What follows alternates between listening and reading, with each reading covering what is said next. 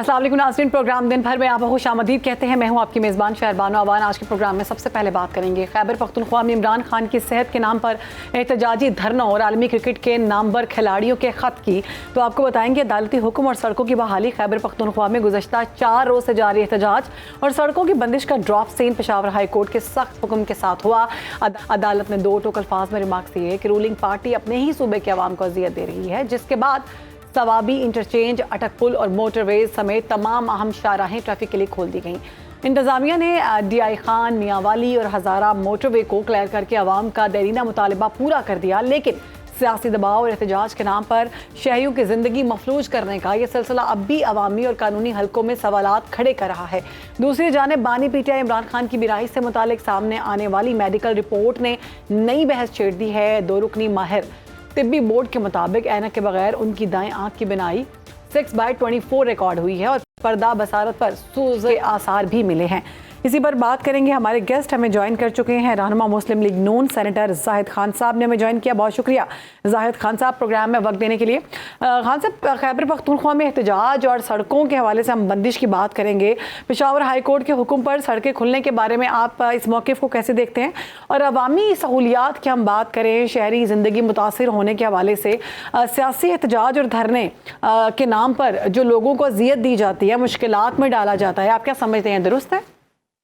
देखिए, ये मेरे ख्याल सियासत में मैंने पहले बार देखा कि हुकूमत हड़ताल करते हैं और हुकूमत रास्ते बंद करते हैं। ऐसा कभी हुआ नहीं है। ये अनोखा कारनामा इन लोगों ने शुरू किया है और बदकिस्मती से ये अभी तो ये इससे पहले भी अगर आप देखें, जब से 13 साल से इनकी हुक्मरानी है वहाँ पे, और वो अवाम जो ये कहते हैं कि हमें मैंडेट दिया है, उनके साथ ये जुल्म सितम किया जा रहा है। पहले आपको पता है कि दहशतगर्दी के रहम करम पे दहशतगर्दों के आगे छोड़ दिए थे और छोड़े हैं वो। उस के बाद अब ये सूरत हाल शुरू हुआ कि जो भी चीफ मिनिस्टर आता है वो तो या तो इस्लामाबाद भी चढ़ाई करते हैं, या लाहौर भी करते हैं, या कराची भी करते हैं। इनके 3-4 मिनिस्टर चेंज हुए और सारे चीफ मिनिस्टर ने ये काम किया। अब मुझे आप बता दें कि कभी तहरीक हुकूमत में रहते हुए देखें, ये भी रियासत का हिस्सा होता है, चीफ मिनिस्टर रियासत का हिस्सा होता है, तो वो कभी ऐसे करते हैं कि आवाम की मुश्किल देखें। आर्टिकल ये तो हमेशा के लिए आइन की बातें करें, तो आर्टिकल 15 पढ़ ले, उसमें क्या है कि आप किसी को तकलीफ नहीं देंगे। तो जिन लोगों ने आपको वोट दिया है उनके साथ जो आपने ये 5 दिन जो कुछ किया, और 5 दिन सिर्फ तो वो जो बेचारे मर गए उनका क्या कसूर था, जो एम्बुलेंसेस में ये जाने नहीं दिए रहते, तो उनका कसूरवार भी तो यही है ना। अभी वो आंख की ठीक है, वो बीमार है, उसकी आंख में तकलीफ है, वो तो इलाज हो रहा है, लेकिन उसका तो ये मतलब नहीं है कि जिस सूबे में तुम खुद बैठे हो, खुद हुक्मरानी कर रहे हो। देखिए, ये तो हमारे जो लीडर अपोजिशन था डॉक्टर, वो गया हाई कोर्ट में, अगर वो न जाता तो फिर तो वहां पे अनार्की फैल जाती। लोग तंग आए थे और वो तंग आमद बजंग पे लोगों ने लड़ाई शुरू कर देते और सिविल वार की तरफ चले जाते। ये पता नहीं कितने नाहल लोग हैं, इनको समझ नहीं आते कि ये जो कुछ कर रहे हैं ये आवाम की भलाई है, ये आवाम को तो रसवा कर रहे हैं। जिन लोगों ने इनको वोट दिया है, जिनके ऊपर से ये हुक्मरानी कर रहे हैं, और जो पंजाब में जिनको सजा मिलती है वो मफरूरों के ठीक है। आपका ये कह रहा है कि ये हुकूमत की जानिब से एहतजाज किया जा रहा है अपने दौरे हुकूमत में, ये बड़ी अपनी नौयत की मुख्तलिफ सी बात है। अच्छा, एक और अहम बात है कि दुनिया के 14 साबिक इंटरनेशनल क्रिकेट कप्तानों की जानिब से ख़त लिखा गया है। पाकिस्तान के वज़ीर आज़म को वो ख़त भेजा गया है कि आप इसे मुल्की खुद मुख्तारी में ये सारी सूरत हाल के आप बानी PTI को रिहा करें, उसमें ये बातें की गई हैं। तो आप क्या समझते हैं, ये मुल्की खुद मुख्तारी के ख़िलाफ़ नहीं है? दूसरा, आलमी खेल के जो सितारे होते हैं वो खेल की हद तक महदूद होते हैं, तो क्या वो इस तरह के मामलात में भी इंटरवीन कर सकते हैं? देखिए, ये बदकिस्मती है कि ये क्रिकेटर रहे दुनिया में और उन्होंने अपना नाम पैदा किया, और वो इतना भी नहीं देखते, इतना भी नहीं सोचते कि हम एक मुल्क में लेटर लेके भेज रहे हैं जिसके कोई मतलब भी नहीं है, कोई चीज भी नहीं हो सकती उससे, क्योंकि अगर उसको सजा मिली तो कोई सियासी नहीं है, वो तो अदालत ने सजा दी तो अदालत उसको छोड़ सकती है। प्राइम मिनिस्टर तो ना उसको छोड़ सकते हैं ना रिहा कर सकते हैं। प्राइम मिनिस्टर के पास कहाँ से इख्तियार आ गया, क्योंकि इसको तो सजा तो अदालत नहीं दी है। तो वो सितारे यही काम करते हैं और उसका और कोई काम नहीं है। लेकिन बदकिस्मत ही है जो उनके यूट्यूबर बाहर बैठे हुए हैं, वो किसी न किसी के उनके कान में डाले होगा कि आपका नाम हो जाएगा। अभी नाम उनका हो गया ना जी, अभी हम इसको डिस्कस कर रहे हैं। वरना उनको कौन, ये जो सितारे थे इनको कौन पूछता था, आराम से कहीं लेटे होंगे, क्यों बूढ़े हो चुके हुए बूढ़ी की जिंदगी गुजार रहे। तो बस उनको ये देखे कि पाकिस्तान के अपने कानून है, अपने आईन है, वो अगर इसी तरह की खतों के जरिए अगर किसी को कोई छोड़ सकते तो इसका ये मतलब यहाँ कोई डिक्टेटरशिप तो नहीं है, यहाँ पे कोई जो है वो कमरान है, वो कोई शहंशाह नहीं है कि वो बकलम उसको रिहा कर दे, बकलम उसको अंदर कर दे। यहाँ पे अदालतें हैं, यहाँ पे आईन है, यहाँ पे पार्लियामेंट है, और ये सारे अपने आईन, पार्लियामेंट और कानून के तहत चलते हैं। ये उनके जो 13 सितारे या 14 सितारे उनके कहने पे या उनके लिखने पे तो कोई मसले हल न हो सकते, न होगा। ठीक है, यानी आपका ये कहना है कि ये जो जितनी भी कार्रवाई की जा रही है ये अदालती हुक्म पर की जा रही है और अदालत ही इसका फैसला करेगी, कोई वज़ीर आज़म इसका फैसला नहीं कर सकता। बहुत शुक्रिया। हमारे साथ मौजूद थे सेनेटर जाहिद खान, इस सारे मामले से गुफ्तगू कर रहे थे। और अब बात करेंगे नूर व नाकत और बरकतों वाला महीना रमज़ानुल मुबारक अपनी तमाम तर रानाइयों के साथ साया फगन हो चुका है। सऊदी अरब, खलीजी ममालिक और अफगानिस्तान समेत दुनिया के कई हिस्सों में आज पहला रोज़ा है, जहाँ मसाजिद मुक़द्दसा, मस्जिदुल हराम और मस्जिद नबवी में पहली तरावी के रूह परवर मनाज़िर ने मुसलमानों के दिलों को ईमान की हरारत से भर दिया है। बारगाह इलाही में लाखों सजदा रेज़ों ने अमन, सलामती और मगफिरत की दुआएं मांग कर इस मुक़द्दस महीने का इस्तक़बाल किया, जो उम्मत मुस्लिमा के लिए इत्तेहाद और भाईचारे का अजीम पैगाम लेकर आया है। पाकिस्तान में रहमतों और चाँद की तलाश की इस घड़ी का शिद्दत से इंतज़ार किया जा रहा है और आज रमज़ान मुबारक का चाँद देखने के लिए मरकज़ी रुयत हिलाल कमेटी का अहम इजलास पेशावर में शुरू हो गया है। चेयरमैन मौलाना अब्दुल खबीर आज़ाद की सरबराही में होने वाले इस इजलास में मुल्क भर से शहादतें जमा की जाएंगी और महकमा मौसमियात और स्पार्को के माहिरीन के मुताबिक आज चाँद की उम्र और उफ़क़ पर इसकी मौजूदगी के वाज़े इम्कानात मौजूद हैं। इसी पर बात करेंगे, हमारे नुमाइंदे मौजूद हैं काशिफ अजीज़ पेशावर में। काशिफ, बताइएगा कि मरकज़ी रुयत हिलाल कमेटी का इजलास कब बैठेगा? जी बिल्कुल, कुछ ही देर में मरकज़ी रोयत हिलाल कमेटी का इजलास जो है वो पेशावर में शुरू होगा। अरकान की आमद का सिलसिला जो है वो जारी है और इसके साथ चाँद देखने के लिए जो है वो भी यहाँ पर जदीद टेक्नोलॉजी की मदद के ज़रिए शहरी जो है वो चाँद देखने के लिए यहाँ पर पहुँच गए हैं। और इसके साथ अब्दुल खबीर आज़ाद ने ये भी कहा है कि तमाम शहरियों से दरख्वास्त है कि चाँद देखने में अपना इंटरेस्ट जो है वो शो करें, ताकि मुल्क में वहदानियत के साथ एक ही दिन रमज़ानुल मुबारक का महीने का आगाज़ हो। और यहाँ पर मैं आपको बताता चलूँ कि महकमा मौसमियात और स्पार्को के मुताबिक मौसम इस वक्त पेशावर में साफ़ है और चाँद देखने का आज कभी इम्कान है। और इसके साथ जो इजलास है इसमें स्पार्को और इसके साथ महकमा मौसमियात के अरकान जो है जो वो भी यहाँ पर शिरकत करेंगे और कुछ ही देर में अब्दुल खबीर आज़ाद साहब जो है वो भी यहाँ पर पहुँच जाएंगे और इजलास का बाकायदा आगाज़ जो है वो हो जाएगा। और इसके साथ मैं आपको ये भी बताता चलूँ कि शहादतें जो है वो भी पूरी मुल्क से जो है वो वसूल की जाएगी और इसके लिए भी यहाँ पर जो है औकाफ हाल जो है पेशावर में एहतमाम किया गया है। जी अच्छा, अब हमें ये बताइएगा कि जो मौसम के हवाले से बताया जा रहा है, ये बताया जा रहा है कि मौसम आज क्लियर है, चांद नज़र आने के इम्कानात ज़्यादा हैं, तो आप क्या समझते हैं कि आज चांद नज़र आने के इम्कानात ज़्यादा हैं या फिर अभी भी ऐसा हो सकता है कि चांद नज़र ना आए? देखिए, महकमे मौसमियात के मुताबिक इस वक्त पेशावर में मौसम जो है वो बिल्कुल साफ़ है और चाँद देखने का कभी इम्कान है, ये महकमे मौसमियात का कहना है। और इसके साथ स्पार्को का भी कहना है कि न सिर्फ पेशावर बल्कि इसके साथ दीगर जो करीबी अजला है वहाँ पर भी मौसम साफ़ है। खैबर पख्तूनख्वा के ज़्यादातर अजला में ताहम शहादतें जो है वो दीगर जो अजला है, दीगर सूबे है, वहाँ से भी मौसूल की जाएगी। और इसके साथ अब्दुल खबीर आज़ाद के मुताबिक जो यहाँ पर पेशावर में कमेटी बैठती है, जो शाहबुद्दीन पुपलजई है उसके साथ रवाबित जो है वो भी जारी है और जो जोनल कमेटीज़ हैं उनके साथ भी रवाबित जो है वो जारी है। जी ठीक है, हमारे साथ ही मौजूद रहिएगा और जब भी अपडेट आएगी चांद के हवाले से, अगर हमारे प्रोग्राम के दरमियान तो हम अपडेट करेंगे कि चांद नज़र आ गया है। और अब एक तरफ हम देख रहे हैं कि चांद देखने की तैयारियां की जा रही हैं, रमज़ान मुबारक की तैयारियां हर घर में इस वक्त शुरू हो चुकी हुई हैं। दूसरी जानिब रमज़ान मुबारक की आमद के साथ ही मुल्क भर में बाज़ारों की रौनकें बहाल हो गई हैं और पंजाब हुकूमत ने ताजरों की दरख्वास्त पर 24 घंटे कारोबार करने की खुली इजाज़त दी। वज़ीर आला पंजाब मरीम नवाज़ की जानिब से दुकानें बंद करने के औकात में इस्तिस्ना मिलने के बाद अब बाज़ार सहरो इफ्तार तक जगमगा उठेंगे। साथ ही वफाकी हुकूमत ने दावा किया कि सहर और इफ्तार के औकात में बिजली और गैस की बिला तातुल फराहमी यकीनी बनाई जाए। यहाँ तक कि ज़्यादा नुकसानात वाले इलाकों में भी लोड शेडिंग ना करने का फैसला किया गया है ताकि शहरी सुकून के साथ इबादत कर सके। इन तमाम सहूलियात की दूसरी तरफ महंगाई का भी तूफान आसमान को छू रहा है, जिसने गरीब आदमी की कमर तोड़ कर रख दी है। रमज़ान से कबल ही सरकारी निर्खनामे महज कागज़ का टुकड़ा बनकर सामने आए हैं और गिरां फरोशों ने अशियाए ज़रूरिया की कीमतें आसमान तक पहुंचा दी हैं। प्याज, टमाटर, लहसुन से लेकर फलों, खजूरों और गोश्त तक हर चीज़ आम आदमी की पहुंच से दूर हो चुकी है। इसी पर हमारे साथ हमारे नुमाइंदगान मौजूद हैं। लाहौर से हमारे साथ मौजूद होंगे फैसल खान, इस्लामाबाद से हमें अपडेट करेंगे फ़खर इमाम। सबसे पहले फैसल, आपकी जानिब आऊँगी, क्या सूरत हाल है और क्या अशिया खुरनोश के नर्ख बताए जा रहे हैं? रमज़ान की आमद है और रमज़ान की आमद से पहले हुकूमत पंजाब ने लाहौर में मौजूद तमाम सहूलत बाज़ारों को और सहूलत ऑन दी गो बाज़ारों को रमज़ान बाज़ार में बदल दिया है। यहाँ पर अशिया खुरनोश जो हैं वो आम बाज़ार से इवन सरकारी रेट से भी कम निरखों पर दस्तियाब हैं। इस हवाले से सारिफिन का क्या कहना है, उनसे जानते हैं। जी बताइएगा, रमज़ान बाज़ार में आप आए हैं, यहाँ पर क्या कैसी फैसिलिटी है और कितने आप उस फूड पर सस्ता मिल रहा है कि नहीं मिल रहा? हर चीज़ हर रेट में काफ़ी फ़र्क है। ये भाई से मैं अभी कुछ चीज़ें ली हैं, कुछ ले रहा हूँ और लेकिन मुझे बहुत ज़्यादा इससे जो ना डिस्काउंट मिल रहा है बाकी कहीं दूर जाने की बजाय। अब इस मामले में जो दुकानदार यहाँ पे जिन्होंने स्टॉल लगाए हुए हैं उनसे जानते हैं कि उनका क्या मौक़िफ़ है। बताइए कि क्या हालात हैं, कैसे चल रहा है आपका सारा सिस्टम यहाँ पर? हमें ना काफ़ी ज़्यादा चीज़ों में ना प्रॉब्लम आ रही है। प्रॉब्लम ये है, मंडी रेट में ज़्यादा है और इधर रेट बहुत ज़्यादा कम है। ये जो सा आज केला है ये हमें मंडी से 280 रुपये पड़ा हुआ है, तो ये इधर हमें इन्होंने रेट दिया 225 रुपये।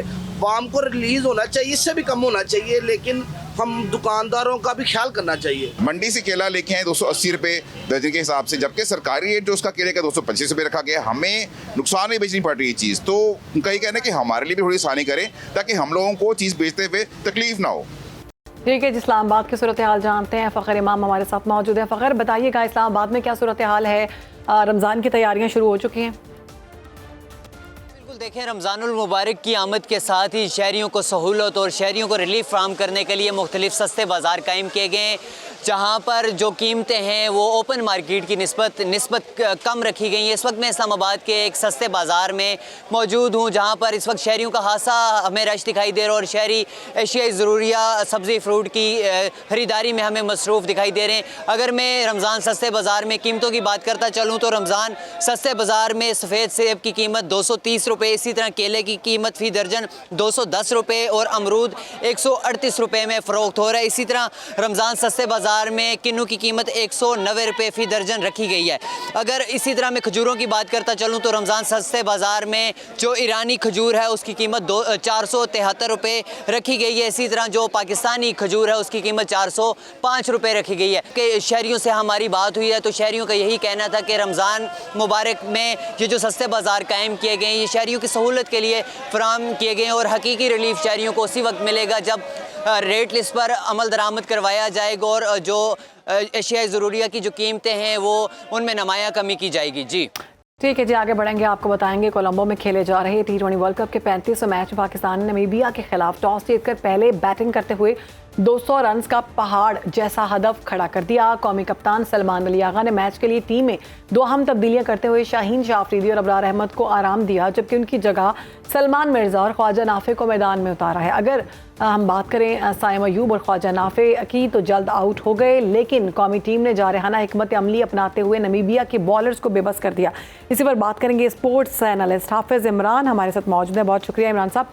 इमरान साहब, वर्ल्ड कप के टॉप स्कोरर बन गए हैं साहबज़ादा फरहान, क्या आप समझते हैं कि बड़े मैचेस में भी इसी तसलसल को बरकरार रख पाएंगे? इंडिया के मामलात में तो मामला मुख्तलिफ थे। देखिए, अभी तो एक बड़ा मैच उन्होंने खेला है इस मैच टूर्नामेंट में पाकिस्तान के लिए, और उसमें तो कारकर्दगी की मुतासर को नहीं थी और उसमें तो पाकिस्तान को नाकामी का सामना करना पड़ा है।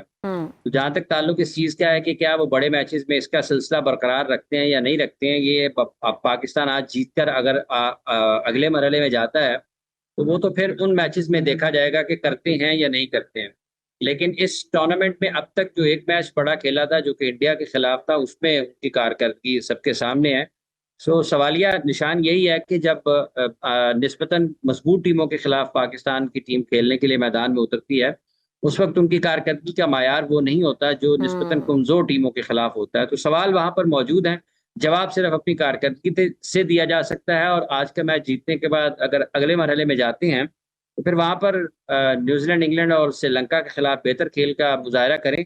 तवक्को यही है पाकिस्तान से, और यही दुआ भी और ख्वाहिश भी है सबकी कि पाकिस्तान टीम बेहतर जगह पर ख़त्म करे इस टूर्नामेंट को। जी ठीक। अच्छा, शाहीन शाह अफरीदी जैसे हम बॉलर को वर्ल्ड कप में रेस्ट दे दिया गया है, आप क्या समझते हैं, ये फैसला दुरुस्त है? देखिए, जब आप अच्छा नहीं खेलते हैं तो फिर आराम ही दिया जाता है। ये आराम नहीं है, वैसे ये भी लफ्ज़ ठीक नहीं है पाकिस्तान में। मतलब आराम किसी अच्छे भले शख्स को तो नहीं दिया जाता ना। मतलब इब्रार को भी फिर आराम दिया, वो कोई बाकी सब 4 ओवर कर रहे थे और जिनको आराम दिया गया ये उनकी जगह पर कोई 10 ओवर कर रहे थे 1 घंटे में। तो ये ड्रॉप किए गए हैं प्लेयर्स, और ड्रॉप किया जाता है परफॉर्मेंस की बुनियाद पर।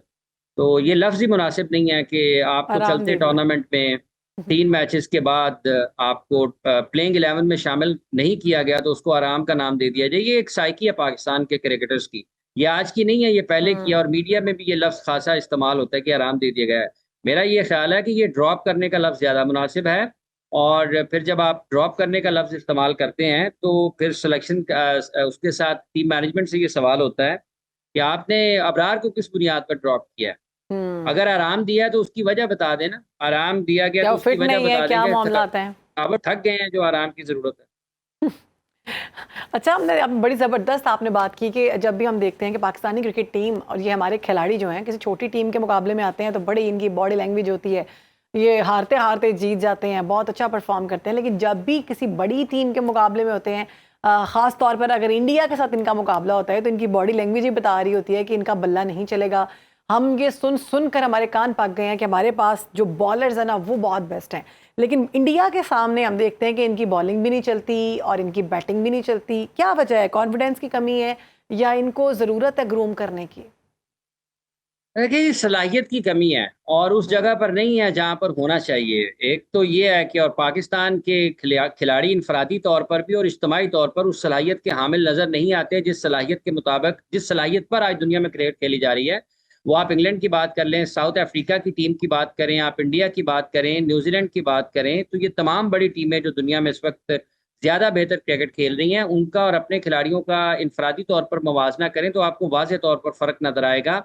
और पाकिस्तान में जैसे जो लोग क्रिकेट खेल रहे हैं उसके साथ साथ एक मसला पाकिस्तान की क्रिकेट का ये भी है कि जो फॉर्मर क्रिकेटर्स मीडिया में अपने ख्यालात का इजहार करते हैं मुख्तलिफ टेलीविजन चैनल्स पर, उनको भी ये चाहिए, वो तो ये तो कहते हैं कि खिलाड़ियों की ग्रूमिंग होनी चाहिए, उनको भी चाहिए वो थोड़ा सा, उनकी भी ग्रूमिंग की ज़रूरत है। मतलब जिस तरीके से बातचीत हो रही है, अगर किसी को खिलाड़ियों पे ऊपर गुस्सा है तो वो खिलाड़ियों की नाकामी को छुपाने के लिए कोचेस की बात कर रहे हैं। ऐसा मतलब शायद आफरीदी साहब ने ये कहा जी कि स्पिन बॉलिंग कोच नहीं है, तो ये जो इतने कोचों की फौज जफर मौज बैठी हुई है उसकी क्या कारकर्दगी है। फिर उन्होंने कहा जी शाहीन को मैं बिठा दूं, बाबर को मैं बिठा दूं अगले मैच में। फिर अगले मैच में क्यों बिठाएं? सवाल तो ये पैदा होता है कि जब ये सिलेक्ट हो रही थी टीम, उस वक्त इन सब फॉर्मर क्रिकेटर्स की राय कहां पर थी? उस वक्त ये बताना चाहिए कि ये टीम ठीक सिलेक्ट हो रही है या नहीं हो रही है। अनफिट प्लेयर्स को लेकर जा रहे हैं आप, और उसके बाद आप ये बात करें जी हनीफ मलिक की कोचिंग का क्या मसला है? मैं उसका दफा नहीं कर रहा, लेकिन लॉजिक है ना। हनीफ मलिक से पहले भी इस टीम के साथ मोहम्मद यूसुफ बैटिंग कोच थे, मिसबाह उल हक इस टीम के बैटिंग कोच रहे हैं। उन कोचों की वजह से इन खिलाड़ियों को क्या फर्क पड़ा है? उधर सकलैन मुश्ताक साहब को सुन लें, वो कह रहे हैं जी कि शायद पता नहीं ये कोई बड़े छोटे का कल्चर है पाकिस्तान में, और ये इज्जत करने की बात होती है, ये ट्रू पोटेंशियल की बात होती है। किस पोटेंशियल की बात कर रहे हैं? तो पाकिस्तान के फॉर्मर क्रिकेटर्स जिनके कॉन्फ्लिक्ट ऑफ इंटरेस्ट है, उनको तो टीम की कारकर्दगी पर जायजा लेने के लिए उनको होना ही नहीं चाहिए। बिल्कुल, ठीक है, चूंकि जब आप देखें अभी जो हम सूरत हाल देख रहे हैं, मैच जो है वो अभी जारी है और ये कहा जा रहा है कि सूरत हाल ऐसी है कि पाकिस्तान सुपर 8 में शामिल होने वाला है, हो जाएगा। आगे तो मुकाबला हमारी बहुत बड़ी बड़ी टीम से होगा, ऑस्ट्रेलिया के साथ होगा, दीगर टीम्स जो हैं वो खासी तगड़ी हैं। तो आपको क्या लगता है कि आगे की क्या हिकमत अमली होनी चाहिए? क्या यही प्लेइंग 11 जो हैं वो ही खेलेंगे? फिर देखिए, जो आप कंडीशंस के एतबार से आप चेंज कर लेते हैं प्लेयर्स को, कोई बड़ी बात नहीं है, लेकिन ये जो तब्दीलियां पाकिस्तान टीम की मैनेजमेंट करती है, ये तो कोई उसमें तो कोई आपको समझ बूझ नजर नहीं आती। ये तो हिकमत अमली क्या बनानी है इन्होंने? मतलब ये हिकमत अमली है कि नसीम शाह बाहर बैठा हुआ है, 6 हिटिंग एबिलिटी पाकिस्तान की इस पूरी टीम में किन प्लेयर्स के पास है? फौरी तौर पर ज़हन में फखर जमान का नाम आएगा, तो वो क्यों बाहर है? बाबर आजम ने आज बैटिंग की है, नहीं की ना, तो उसका क्या फायदा फिर टीम में एग्जैक्टली कि आपका टॉप बैटर है और वो टीम में नहीं है, प्लेइंग 11 में है लेकिन उसको बारी नहीं मिली। तो ये किस किस्म की हिकमत अमली है? अबरार अहमद को एक मैच में रन हुए हैं पिछले में, 4 ओवर्स पूरे नहीं किए और आज वो बाहर बैठा हुआ है। तो ये किस किस्म की हिकमत अमली है? कोई हिकमत अमली नहीं है, ये सिर्फ वक्त गुजारा जा रहा है और पाकिस्तान के क्रिकेट के साथ खिलवाड़ हो रहा है।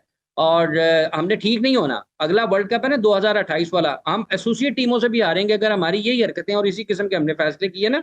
ये बातों की हद तक हमारी तारीख बड़ी शानदार है, हमने बहुत किया है, हमने हॉकी में भी बहुत किया था, हमने स्क्वॉश में भी बहुत किया था, और आज आपका नाम लेने वाला कोई नहीं है हॉकी और स्क्वॉश में। तो क्रिकेट भी उसी रास्ते पर चल रही है। तो कोई बात नहीं है, हारते चले जाएं और ना सुधरे ना दुरुस्त बात बताएं लोगों को, ना हकायक लोगों के सामने रखें।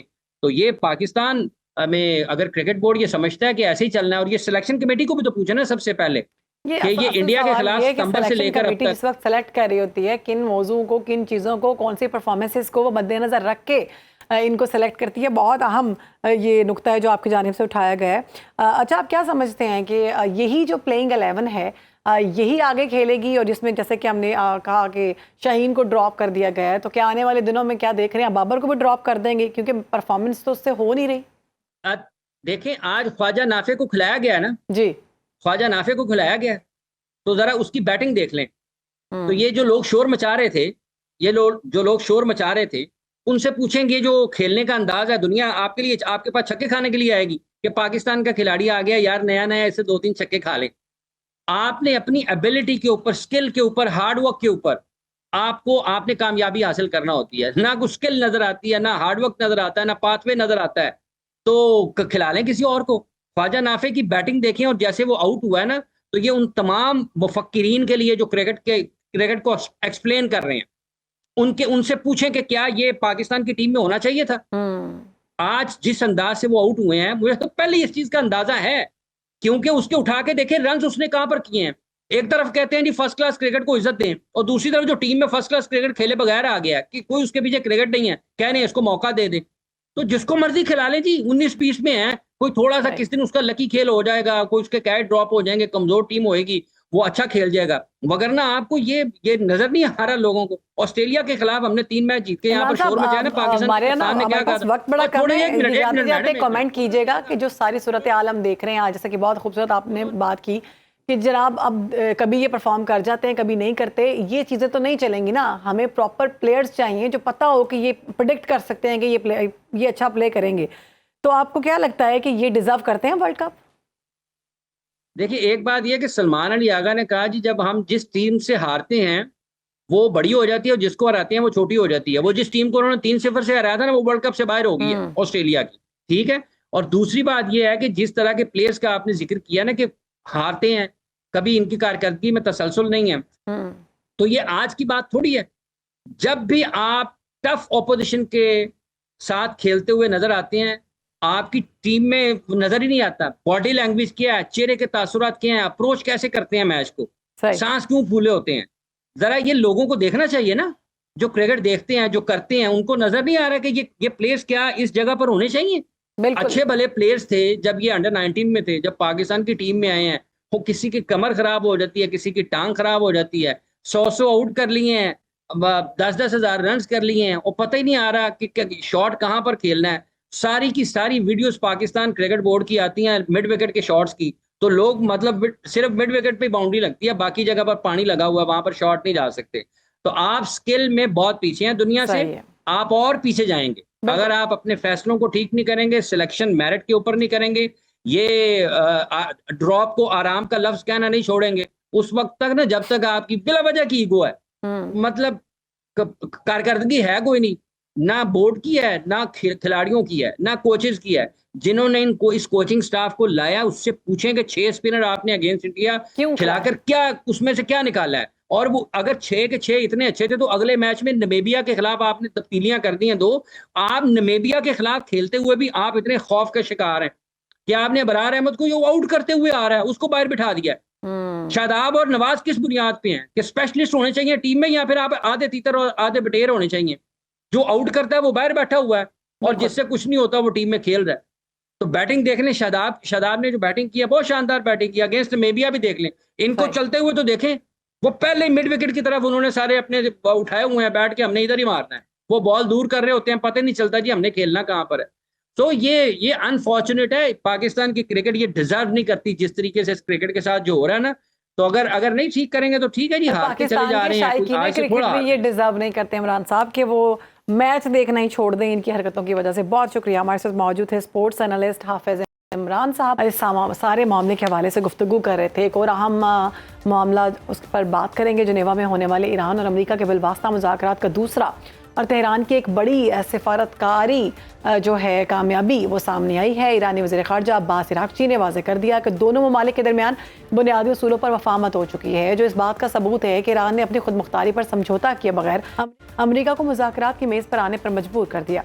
अगरचे अमेरिका इन तमाम मुज़ाकरात का दायराकार ईरान के मिसाइल प्रोग्राम तक बढ़ाने की नाकाम कोशिशें कर रहा था, मगर ईरान ने दो टोक पैगाम दे दिया कि बात सिर्फ जौहरी प्रोग्राम और ज़ालिमाना इक़्तिसादी पाबंदियों के खात्मे पर ही होगी। एक तरफ जनेवा में मेज़ पर बात हो रही है, दूसरी तरफ अमेरिकी हुकाम की जानिब से जो है रेड लाइन्स और ताकत के इस्तेमाल की रिवायती गीदड़ भभकियाँ भी जा रही हैं। ताहम ईरानी supreme leader Ayatollah Ali Khamenei ने इन धमकियों का भरपूर जवाब देते हुए अमेरिका को खबरदार किया है कि वो ईरान को मिटाने का ख्वाब देखना छोड़ दें। उन्होंने वाजे किया है कि अमेरिकी बहरी बेड़े अब ईरान के जदीद हथियारों के सामने महफूज नहीं है, और अगर अमेरिका ने ताकत के ज़म में आकर कोई गलती की तो इसे ऐसा कारी थप्पड़ पड़ेगा कि वो दोबारा संभलेगा। इसी पर बात करेंगे। मशरिक़ वस्ता अमूर के माहिर मुर्तज़ा नगरी साहब ने हमें ज्वाइन किया। बहुत शुक्रिया मुर्तज़ा साहब प्रोग्राम में वक्त देने के लिए। जनेवा मुज़ाकरात के दूसरे दौर को आप कितना कामयाब समझते हैं तेहरान के लिए? सिफारती तौर पर सिफारती जीत समझ रहे हैं आप ईरान की? और दूसरा, अमेरिका मुज़ाकरात में मिसाइल प्रोग्राम को शामिल करना चाहता है जबकि ईरान इस बात पर इनकारी है, तो क्या ये डेडलॉक मुस्तकबिल में मुज़ाकरात को नाकाम करता हुआ नजर आ रहा है आपको? बहुत शुक्रिया, आपने प्रोग्राम में शामिल होने का मौका दिया। पहली बात तो यह है कि मैं सुबह वॉल स्ट्रीट जर्नल की एक न्यूज़ पढ़ रहा था जिसमें एक अच्छी पेशरफ सामने में आई है। वो ये है कि वॉल स्ट्रीट जर्नल ये दावा करता है कि ईरान अपना जो एनरिच्ड यूरेनियम है उसे उसका कुछ हिस्सा बतौर सालिस रशिया के पास अमानतन रखवाने के लिए राजी हो गया है, नंबर 1। और नंबर 2, 3 साल तक जो यूरेनियम की जो एनरिचमेंट है उसे रोकने पर राजी हो गया। ये वॉल स्ट्रीट जर्नल की रिपोर्ट है जिसे मैंने रशियन टीवी से कोट किया आपकी खिदमत में। अगर ये बात हो जाती है तो यकीनन अमेरिका को इस पर अपने आप को एग्री कर लेना चाहिए, मजीद आगे नहीं बढ़ना चाहिए, क्योंकि अमेरिका का इस खित्ते से कोई ताल्लुक नहीं है जहां वो आकर बैठा हुआ है। देखिए, एक मिसाल आपकी खिदमत में अर्ज करता हूँ, उससे बात ज्यादा वाज़ेह हो जाएगी। वेनेजुएला पर अमेरिका ने इब्तिदा में बहाना यह बनाया कि ईरान और चीन चूंकि वेनेजुएला में मुदाखलत कर रहे हैं और हम अपने बॉर्डर के ऊपर अपने लिए किसी किस्म का खतरा बर्दाश्त नहीं कर सकते, तो फिर यही स्टैंडर्ड अमेरिका पूरी दुनिया के लिए क्यों बरकरार नहीं रखता है। मेरा सवाल यह है डोनाल्ड ट्रंप अमेरिकी इंतजामिया से कि जब आप अपने लिए ये स्टैंडर्ड मानते हैं, दूसरों के लिए इस स्टैंडर्ड को बरकरार क्यों नहीं रखते हैं? आपका क्या काम है मशरिक़ वस्ता के अंदर जो आपने इस पूरे खित्ते को आग के दलदल में लपेट दिया? मैं समझता हूं कि यहाँ पर डायलॉग्स क्लियर हो जाने चाहिए और ऐसी पोजीशन इस वक्त अमेरिका की नहीं है। कल जो स्ट्रेट ऑफ हॉर्मुज है उसके अंदर ईरान ने अपनी भरपूर ताकत का मुजाहिरा किया। आज भी रशिया के साथ मिलकर, मैं अभी ईरानी न्यूज़ को ही देख रहा था कुछ देर पहले आपके साथ प्रोग्राम से चंद मिनट कबल, रशिया के साथ मिलकर समंदरी मशकों का भरपूर ईरान ने आगाज कर दिया है और ये एक डेटरेंस है, ये एक पैगाम है। और इसके अलावा जो ईरान के सुप्रीम लीडर हैं उन्होंने जो एक तीर निशाने पर मारा है कल, बिल्कुल एन उस वक्त जब ईरानी जो डायलॉग्स की टीम है, ईरानी जो वफ्द है, वो जेनेवा के अंदर जब ओमान की एम्बेसी में दाखिल होने लगा, उसी वक्त ईरान के जो सुप्रीम लीडर हैं सईद अली खामेनेई, उनकी गुफ्तगू शुरू हुई और उन्होंने 3 बातें की। और ये 3 बातें यूरोपियन मीडिया के अंदर, अमेरिकन मीडिया के अंदर फैल गई हैं इस वक्त और इससे बहुत सारे मतालिब निकाले जा रहे हैं। पहली बात उन्होंने ये की कि अमेरिका ये समझता है कि हमारे पास बहुत बड़ी फौज है, हम दुनिया के अंदर जो चाहें वो कर सकते हैं। तो उन्होंने कहा कि बड़ी बड़ी फौजें भी बाज़ औक़ात इस तरह का तमाचा खाती हैं कि वो जमीन पर गिर के फिर संभल नहीं सकती। दूसरी बात उन्होंने की कि बहरी बेड़े खतरनाक जरूर हैं, लेकिन खतरनाक तरीन हमारे पास वो असलहा है जो इन बहरी बेड़ों को दरिया की तह के अंदर बेच सकता है। तीसरी बात उन्होंने डोनाल्ड ट्रंप को कोट करते हुए कहा कि डोनाल्ड ट्रंप साहब कहते हैं कि 47 साल से हम ईरान की गवर्नमेंट को, इस्लामी जमहूरिया को गिराने में लगे हुए हैं और ये गिर नहीं रही है। तो उन्होंने कहा कि आइंदा भी नहीं गिरेगी। तुम्हारे अजदाद जिस तरह से ये ख्वाब लेकर दुनिया से चले गए, तुम भी उसी तरह कब्र में चले जाओगे। मैं ये समझता हूं कि अमेरिका को इस मामले पर एग्री कर लेना चाहिए, वरना बसूरत दीगर सूरत हाल जहां तक मैं देख रहा हूं और ईरानी कौम जिस तैयारी के साथ खड़ी हुई है या जिस जज्बे के साथ आगे बढ़ रही है, मैं समझता हूं कि तो अमेरिका न सिर्फ अपनी सुप्रीमेसी खोएगा। तीर निशाने पर लगा और आयतुल्लाह अली खामनाई साहब की जानिब से बड़ा ज़बरदस्त ये जवाब दिया गया। तो जिस तरह का हम कॉन्फिडेंस देख रहे हैं ईरान का, या आयतुल्लाह अली खामनाई साहब के जो बयानात हैं या उनके मुशीर जो बयानात देते हैं, तो क्या वाकई ईरान अब इतनी ज़बरदस्त स्मार्ट कंट्रोल मशकों को कंट्रोल करने का सलाहियत रखता है? देखिए, कुछ चीजें यहां पर समझना जरूरी है। स्टेट ऑफ हॉर्मुज की जो चौड़ाई है वो 33 किलोमीटर की चौड़ाई है, 33 किलोमीटर की। ये कोई बहुत बड़ी चौड़ाई नहीं है कि जिसके ऊपर, ये मीलों के अंदर नहीं है कि जिसके ऊपर ईरान कंट्रोल ना कर सके। वहां पर 3-4 पोजीशंस हैं। सबसे पहले ईरान ने उस पूरी जो 33 किलोमीटर की स्टेट ऑफ हॉर्मुज है उसको डिजिटल माइंस के साथ अलर्ट कर दिया है। यानी आप यूं समझ लीजिए कि एक क्लिक के ऊपर समंदर के अंदर जो बड़ी बड़ी माइंस लगाई गई हैं वो कहीं भी फट सकती हैं। और अगर ये सिलसिला इसी तरह बरकरार रहा और खुदा ना खास्ता ये रजीम चेंज की गई कि जिसका शोर अमेरिका मचा रहा है, अगले 10-15 साल तक इन माइंस को दुनिया की कोई ताकत कंट्रोल नहीं कर सकती है। 10 से 15 साल का रास्ता लगेगा इस रूट से तिजारत करने के लिए। एक तो ये बला इनके सर है। दूसरा, मैं बीबीसी की रिपोर्ट कोट कर रहा हूं आपको। आज मैं बीबीसी की न्यूज देख रहा था, वो कह रहे हैं कि ईरान ने समंदर से सतह पर मार करने वाले क्रूज मिसाइल के जिनकी रेंज 1000 से 1500 किलोमीटर तक है, वो इस तादाद में बनाए हुए हैं कि अगर अमेरिका किसी किस्म की कोई गलती करता है तो बहरी बेड़ों को समेटना इनके लिए कोई मसला नहीं होगा। तीसरा, खुर्रमशहर 4 मिसाइल का जो उन्होंने तजर्बा किया। देखिए, इसराइल के अंदर 12 रोजा जंग के अंदर जितनी तबाही हुई थी, आपने देखा लास्ट के दिनों में जो इसराइल की तबाही हुई है वो इसराइल के लिए एक डरावना ख्वाब बन चुका है। वो खुर्रमशहर 2 था, फत्ताह 2 था। अब ये फत्ताह 4 और खुर्रमशहर 4 का तजर्बा कर रहे हैं, यानी रेंज को भी डबल कर दिया गया है, उसकी तबाही के असरात और इम्कानात को भी डबल कर दिया गया है। तो ये वो चीजें हैं। और फिर सस्ते ड्रोन्स, आज मैं एक रिपोर्ट पढ़ रहा था कि यूरोप, अमेरिका तो कॉपी करना शुरू हो गया शाहिद 136 ड्रोन की, रशिया तो ऑलरेडी कॉपी कर रहा है। यूरोप के अंदर भी अब ये तस्वुर पाया जा रहा है कि ईरानी लेवल्स के ड्रोन को कॉपी किया जाए, क्योंकि ये सस्ते भी हैं और मोहलिक भी हैं। तो ईरान के पास ये इतनी तादाद में है कि इसका दुश्मन अंदाजा नहीं लगा सकता। ये खबर पाकिस्तान में, पूरी दुनिया में सही तरह ब्रेक नहीं होती है।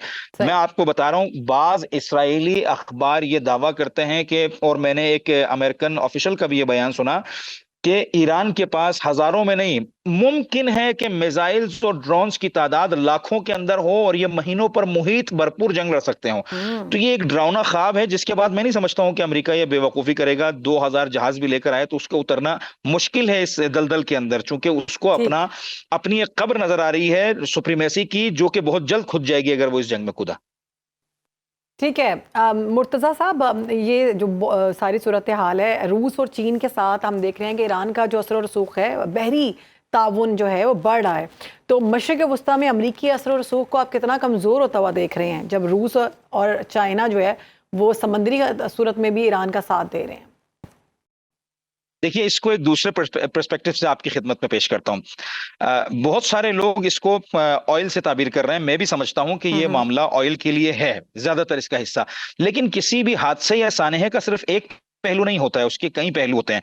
अमेरिका इस बात से घबरा रहा है कि अगर ईरान जैसा मुल्क हमारे कंट्रोल में नहीं आ सका और ईरान जैसे मुल्क से अगर हम हार मान गए तो दुनिया के अंदर दीगर तमाम ममालिक के लिए कि जो मजलूम कैफियत में इस वक्त इनके साए के तले जिंदगी कर रही हैं, उनके लिए ये एक मैसेज जाएगा कि ईरान 47 साल पाबंदियों के बावजूद भी जब इतने इस्तिकलाल और आजादी के साथ अमेरिका को मुंह दे सकता है, तो हम भी अमेरिका के सामने खड़े हो सकते हैं। आप जानती हैं, अमेरिका के लिए इस वक्त सबसे बड़ी मुश्किल यह है कि दुनिया की दूसरी स्टेट्स भी अमेरिका को फॉलो कर, ईरान को फॉलो ना करने लगे। सबसे बड़ा डर यह है। अगर ये डर अमेरिका के अंदर नहीं होता तो देखिए, मफादात के मामला तो होते रहते हैं। हो सकता है ये चीज मेरे मफाद में हो, ये चीज मेरे मफाद में ना हो। अगर मेरे मफाद में है भी और उसमें नुकसान ज्यादा है तो मैं स्टेप बैक कर लूंगा। लेकिन अगर मेरे पूरे वजूद को खतरा हो जाएगा, जिस तरह से मैंने आपकी खिदमत में अर्ज किया, ईरान इस वक्त अपने पूरे वजूद के साथ अमेरिका के सामने खड़ा हुआ है, और अगर ईरान इस मामले से सुरखरू होकर बाहर निकलता है तो इस खित्ते के तमाम ममालिक के लिए यह क्लियर मैसेज जाएगा कि अमेरिका की सुप्रीमेसी का जवाल आ चुका है। इस सूरत के अंदर दुनिया दो ब्लॉक्स में वाज़ेह तकसीम हो जाएगी। अब ये बात चाइना और रशिया भी समझते हैं, और चाइना और रशिया के पास भी इसके अलावा कोई ऑप्शन नहीं है कि इस मिडिल ईस्ट के अंदर वो ईरान की कुव्वत को बढ़ाएं और ईरान को सपोर्ट करें। क्योंकि अगर मिडिल ईस्ट निकल गया ईरान की, अमेरिका के, उसके रशिया और चाइना के हाथ से एक बार, तो फिर दूसरी बार कदम रखने के लिए इनको शायद एक सदी से ज्यादा का अरसा लग जाएगा। इसीलिए पूरी कोशिश चल रही है कि ये जो अमेरिका मिडिल ईस्ट को खाने की कोशिश कर रहा है, कि जिसे खाने के बाद डकार भी न ले, इसका ख्याल ये है उसे उसके गले में फंसाकर, गले की हड्डी बनाकर उसकी मौत का एहतमाम किया जाए। ये आसान अल्फाज में आपको कह सकता हूं। और बैक डोर पर चाइना और रशिया मुकम्मल ईरान की सपोर्ट कर रहे हैं। ठीक है, अच्छा आपको क्या लगता है, माहिरीन का ये कहना है कि अमेरिका की जानिब से जो गीदड़ भभकियां सामने आ रही हैं, जो अबनाए हुर्मज़ और दीगर बेड़े जो है वो लेकर आ रहे हैं ईरान को डराने के लिए, दूसरी तरफ हम मुज़ाकरात की मेज़ की बातें की जा रही हैं और जिनेवा में तेहरान के साथ जो मुज़ाकरात हो रहे हैं, 2026 में अमेरिका ईरान के साथ कोई ऐसा मुआहिदा कर सकता है कि वो ईरान में इन्वेस्टमेंट करना चाहता है? देखिए, मैं ईरानी मीडिया से तो ये क्लियर कट न्यूज़ अभी तक नहीं आई है। आपका सवाल थोड़ा सा डिस्टर्ब हुआ, लेकिन जहां तक मुझे समझ में आया उसका मैं जवाब दे रहा हूँ। ईरानी मीडिया पर क्लियर कट ऐसी न्यूज़ नहीं है, लेकिन मैं रशियन टीवी को और वॉल स्ट्रीट जर्नल को फॉलो अप करते हुए आपको बता रहा हूँ कि ईरान ने दो ऑफर्स रखी हैं। पहली ऑफर के वो जो इनरिचमेंट लेवल है, जिसको उन्होंने कहा था कि हम कम करेंगे, उसे भी नीचे लेके आएंगे या ऐसा 3 साल तक हम रोक देंगे, और जो एनरिच्ड यूरेनियम है उसकी एक मिकदार को भी, कि जिससे उनका खौफ कम हो जाए कि ये एटम बम नहीं बना सकते, उस मिकदार को रशिया के हवाले भी कर देंगे। तो मैं समझता हूं कि अमेरिका को इन दो मामलात के ऊपर बैठकर बात करनी चाहिए। मिसाइल का मामला तो पॉसिबल नहीं है, क्योंकि ईरान, अभी मैं कल इसराइली एक ऑफिशियल का स्टेटमेंट पढ़ रहा था, उन्होंने कहा कि ईरान के पास इस वक्त सबसे बड़ी डेटरेंस पावर जो है वो उसकी मिसाइल टेक्नोलॉजी है। अगर हम इसे तस्खीर करने में कामयाब हो गए तो हम ईरान को महीनों में नहीं दिनों में ढेर कर देंगे। तो मैं नहीं समझता हूं कि ईरान के अंदर इतनी शायद कमजरफी पाई जाएगी कि वो मिसाइल टेक्नोलॉजी के ऊपर कोई मुआहिदा करें, क्योंकि वो भी ये जानते हैं कि ऐसी सूरत के अंदर फिर उनका हाल भी रशिया, सीरिया वाला होगा और लेबनान वाला होगा, कि इसराइल, अमेरिका तो छोड़िए, इसराइल जब चाहे हिट करेगा और चला जाएगा। अब इनके पास फजाई बर्तरी तो है नहीं, ये पीछे कैसे जाएंगे? तो इन चीजों की वजह से जो है मैं समझता हूं कि इस मिसाइल टेक्नोलॉजी और ड्रोन्स की वजह से अमेरिका चाहेगा कि इनके साथ डील की जाए। और मजीद जो चाइना और रशिया के साथ फजाई बर्तरी के हवाले से भी बातचीत चल रही है, अगर अमेरिका की यही सूरत हाल रही तो यकीनन चाइना और रशिया फजाई बर्तरी में भी ईरान को सपोर्ट करेंगे, और ये कयामत तक अमेरिका भूल जाए कि फिर ईरान के साथ अमेरिका किसी किस्म का जो है वो इस तरह का सिलसिला जो उसने अभी किया है वो कर सकता है। बिल्कुल ठीक है, बहुत शुक्रिया। हमारे साथ मौजूद थे माहिर अमूर मसाम मुर्तज़ा नगरी साहब। आपको बताएंगे बलूचिस्तान में दहशतगर्दी के खिलाफ रियासत ने फैसला कुनवार करते हुए तखरीबकारों के अज़ाइम खाक में मिला दिए। कोयटा के इलाके दरखशां और बारखान में CTD की इंटेलिजेंस बेस्ड कार्रवाइयों के दौरान 14 दहशतगर्द हलाक कर दिए गए, जिनके कब्जे से भारी मिकदार में असलहा और गोला बारूद बरामद हुआ। इसी पर बात करेंगे दिफाई तज्जियाकार ब्रिगेडियर रिटायर गजनफर अली साहब हमारे साथ मौजूद हैं। बहुत शुक्रिया ब्रिगेडियर साहब वक्त देने के लिए। कोयटा और बारखान में एक ही वक्त में 14 दहशतगर्दों की हलाकत को आप सिक्योरिटी फोर्सेस की इंटेलिजेंस सलाहियत के हवाले से कितना अहम समझते हैं और कितना बड़ा ब्रेक थ्रू है? ये ऑन गोइंग ऑपरेशन है, और इससे पहले भी पाकिस्तान ने, आपने देखा, कोई 140-200 के करीब दहशतगर्द मारे थे। और ये चूंकि दहशतगर्दी के हमले हो रहे हैं, कल आपने देखा कि बाजोड़ में भी और KPK में 5 जगहों पे कॉन्स्टेंटली एक ही टाइम में हमले हुए, और बलूचिस्तान में भी हमले हो रहे हैं। तो ये एक ऑन गोइंग बैटल है जो इन दहशतगर्दों के खिलाफ जारी है। और ये जितनी तंजीमें बलूचिस्तान के अंदर BLA या जिसके हिसाब से जो प्रोस्क्राइब्ड ऑर्गेनाइजेशन जितनी हैं, वो जो लड़ रही हैं, वो किसी भी तरीके से, अब एक अपना कार्गो बोक्लानो है, वो अमेरिका के एक डिफेंस एनालिस्ट है, उनकी एक रिपोर्ट आई है, अमेरिकी जरीदे में छपी है, जिसकी हेडलाइन, जिसके मंदरजात बड़े इंटरेस्टिंग हैं, बड़े इंफॉर्मेटिव हैं। उससे आपको पता चल जाता है कि दहशतगर्द जो है ये किस चीज़ के खिलाफ और क्यों ये कार्रवाइयाँ कर रहे हैं। वो कहते हैं कि BLA अलहदगी पसंद नहीं बल्कि मुनज़्ज़म दहशतगर्द तंजीम है, और BLA को सिर्फ अलहदगी पसंद तहरीक कहना फरसूदा और गलत ख्याल है। माहिरीन की राय के मेरे मुताबिक BLA का हदफ आम शहरी और कौमी इंफ्रास्ट्रक्चर है, और वो खौफ, अदम इस्तेकाम और रियासती कमजोरी पैदा करना चाहती है। BLA बलोच अवाम की हकीकी उमंगों और ज़मीनी हक़ाइक़ से कट चुकी है। वो फर्दर ये कहते हैं कि बलोच अवाम की तरजीह अलहदगी नहीं बल्कि रोजगार और बेहतर तर्ज हुक्मरानी है। अब जब बलोच अवाम की तरजीह जो है वो रोजगार और बेहतर तर्ज हुक्मरानी है, तो आप उसके अंदर देख लीजिएगा कि वो दहशत, वो अलहदगी के लिए नहीं बल्कि पॉलिटिकल गवर्नेंस, एडमिनिस्ट्रेटिव गवर्नेंस और सूबे के अंदर अपनी हालत बेहतर बनाने पे तवज्जो देना चाहते हैं। और यही हमारी प्रोविंशियल ब्रिगेडियर साहब, माजरत के साथ हमारे प्रोग्राम का वक्त जो है वो ख़त्म हो चुका है। इंशाल्लाह इसी टॉपिक पर दोबारा आपसे बात हमारे प्रोग्राम से हमें दीजिए इजाज़त। इंशाल्लाह मुलाकात होगी आपसे अगले प्रोग्राम में। अल्लाह हाफ़िज़।